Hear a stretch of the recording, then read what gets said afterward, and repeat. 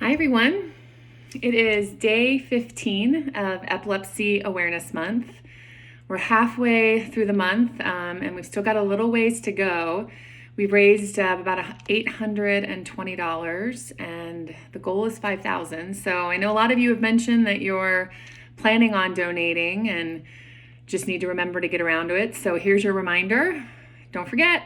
We don't want to get to the end of the month and have a lot of people who forgot, got busy, got distracted. So please, if you're watching this and you are planning on donating, please just click the link right now before you forget.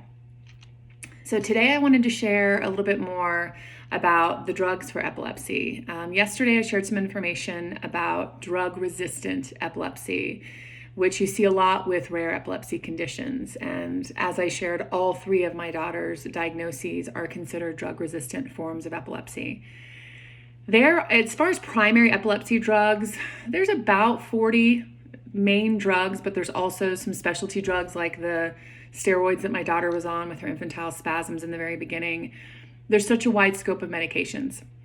But what to remember with epilepsy medication is it's not like taking pain medicine for pain or an antibiotic to get rid of an infection.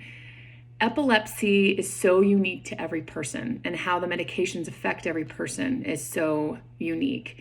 So the research that's being done right now is extremely important because it's trying to hone in on which drugs are better for which forms of epilepsy.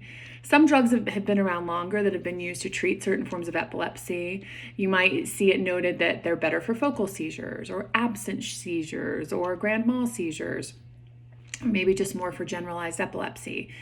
But the fact is, regardless of what everyone else's experience is, you might find that your own experience is completely different.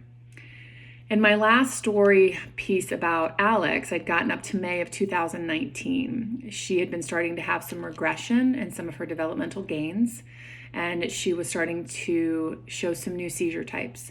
Some absent seizures, some focal seizures, some different ways that she was manifesting her tonic seizures. And they're subtle and they're easy to miss. An absent seizure, which can also be called a petit mal seizure, the first time she did it, this is what it looked like. I walked into her room, she'd just woken up. I leaned over her and she had this big smile on her face. And then mid-smile, she went, and then came right back and looked at me and smiled, and then was gone and came right back.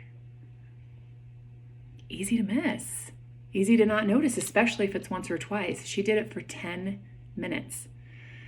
So I knew it was a seizure and I knew something was wrong. So it brought us to a new drug that we tried called lamotrigine. Again, everybody's experience is different. And I use this example to tell you or to show you how different it can be. So with the lamotrigine, which can be successful with some of the specific types of seizures she was having, she started having 4 seizure clusters a day instead of 1 seizure cluster a day, maybe 2. It gave her a huge increase in seizure activity. That can be one of the side effects of a seizure medication, as crazy as it sounds.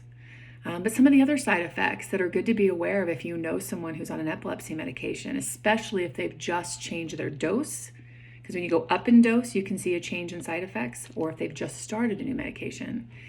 It can cause agitation, sometimes aggressiveness. It can cause changes in just overall mood and attitude. It can affect sleep. It can affect appetite. It can make someone feel depressed and cause anxiety. It can cause more seizure activity.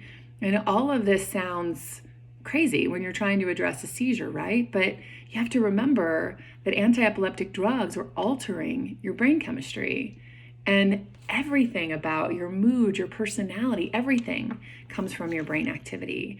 So these drugs that alter brain activity can alter so much more about a person than their seizure activity.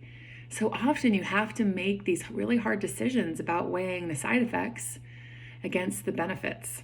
And then you take someone like my daughter, who's more drug resistant, which typically means you're layering different drugs together because just one on its own isn't effective enough. And then you're starting to deal with side effects from multiple medications all interacting together.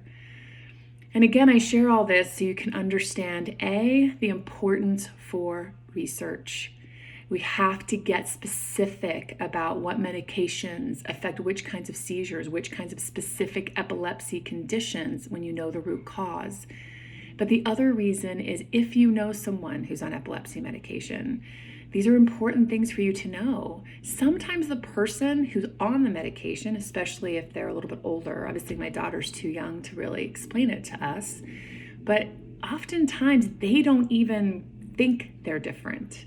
I've experienced that with my husband a couple of times where he didn't think he was acting different at all, and I thought he was night and day different. So good to be aware of, good to be educated. If you know someone that's taking any kind of serious medication, just take a moment and learn a little bit so that you can maybe make some observations they're not seeing themselves and be a resource for them if they need it.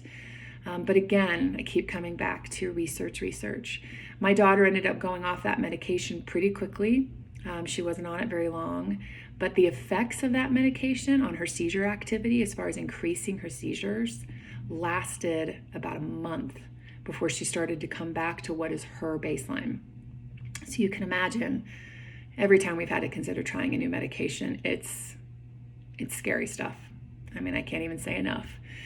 And I'll share more. That was May of 2019. We went through a really rough patch there with the lamotrigine, but there was more to come. We had a year plus ahead of us, which is now behind us now, where we had a lot of changes and a lot of new developments. And I'll share a little bit more about that story. But if you got a moment, please click the link. Please give even a few dollars. Please support this fundraising to get epilepsy awareness and education out there. Thank you for following. Thank you for listening. Thank you for sharing. Have a good day.